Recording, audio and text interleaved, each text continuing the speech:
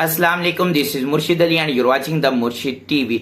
पाकिस्तान में online trading या फिर इन्वेस्टमेंट के जरिए से आप किस तरीके से अर्निंग जनरेट कर सकते हैं, पाकिस्तान में कौन कौन सी अपॉर्चुनिटीज मौजूद हैं, इसके ऊपर हम पहले ही एक वीडियो बना चुके हैं। तो अगर आपने वो वीडियो नहीं देखी तो पहले वो वीडियो देख लीजिए और उसके बाद इस वीडियो पर आइएगा, क्योंकि इस वीडियो के अंदर हम बताने वाले हैं कि पाकिस्तान में आपको कौन कौन से रिस्क का सामना करना पड़ेगा अगर आप ऑनलाइन ट्रेडिंग या फिर इन्वेस्टमेंट कर रहे हैं। वीडियो में आगे बढ़ने से पहले अगर आपने चैनल को सब्सक्राइब नहीं किया तो चैनल को सब्सक्राइब कर दें और बेल आइकन पर क्लिक कर दें ताकि इस किस्म की इंफॉर्मेटिव वीडियोस आपको आगे भी मिलती रहें।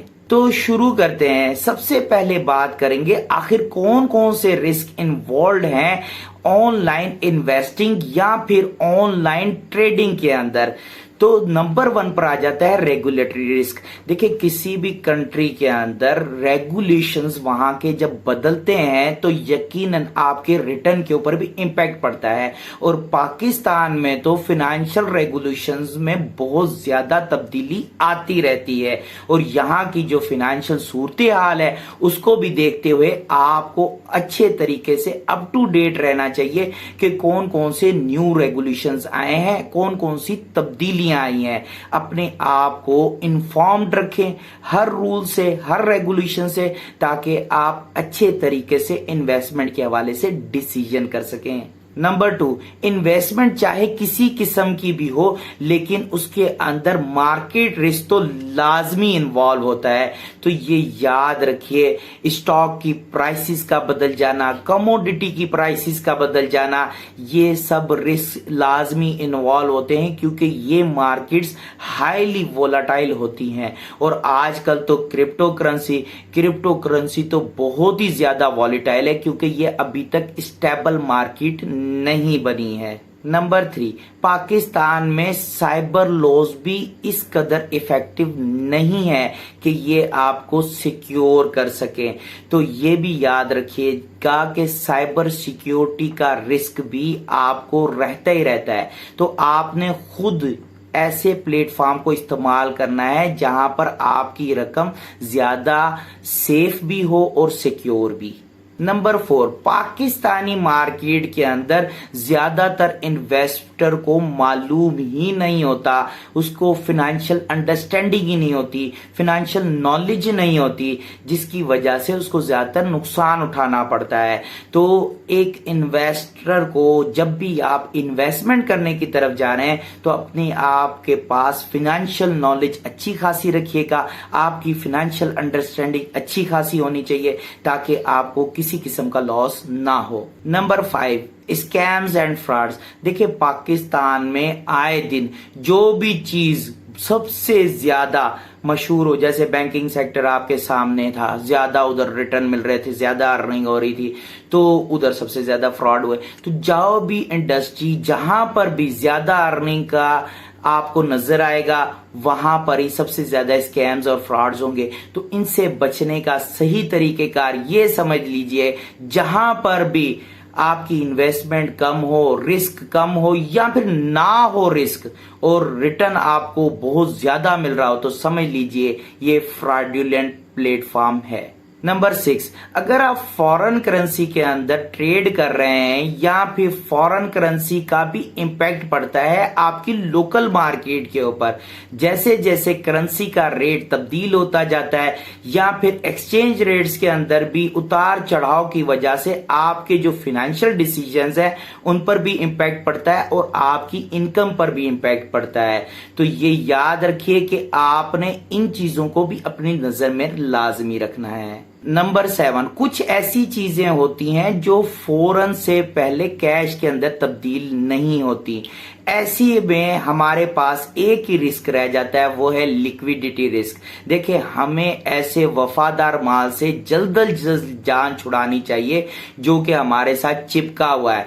कोशिश करें जब भी उसकी कोई फेयर प्राइस या कोई अच्छी प्राइस लगती है तो उसको निकाल दें। अब बात करेंगे उन 6 चीजों की जिन चीजों का आपने लाजमी ख्याल करना है इन्वेस्टमेंट या ऑनलाइन ट्रेडिंग करने से पहले। नंबर 1 पर आ जाता है एजुकेट योरसेल्फ। देखिए, अपने आप को अप टू डेट तो रखना है, लेकिन अपने पास फिनेंशियल नॉलेज भी अच्छी खासी जमा करके रखनी है। इस किस्म की वीडियोस लाजमी देखनी है, या फिर आपने ऐसी बुक्स लाजमी पढ़नी है जिसमें फिनेंशियल नॉलेज दी जा रही हो।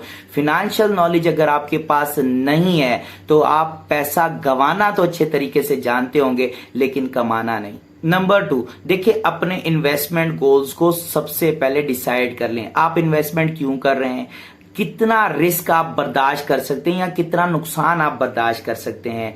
तीसरे नंबर पे ये भी लाजमी डिसाइड कर लें कि आखिर आपको कितने अरसे बाद और कितना रिटर्न मिलेगा।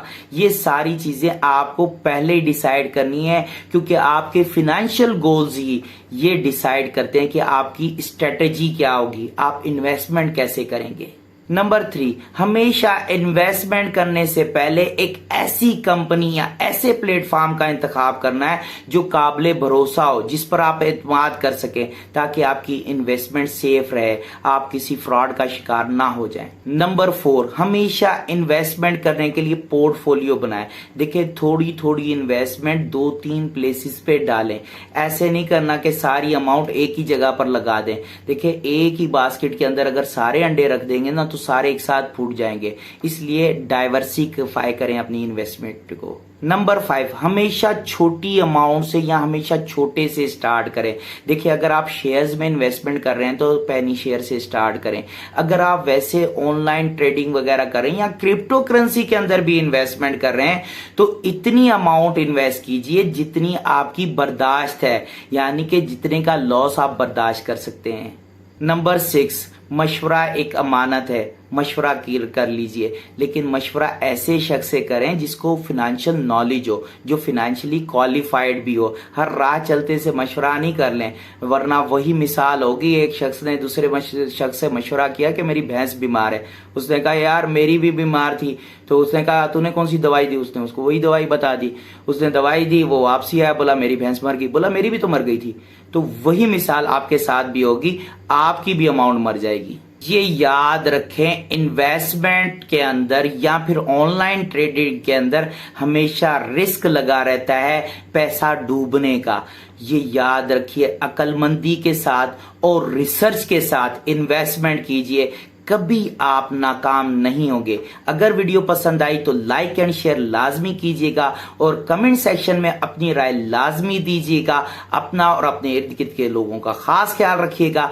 Thank you very much. Allah Hafiz.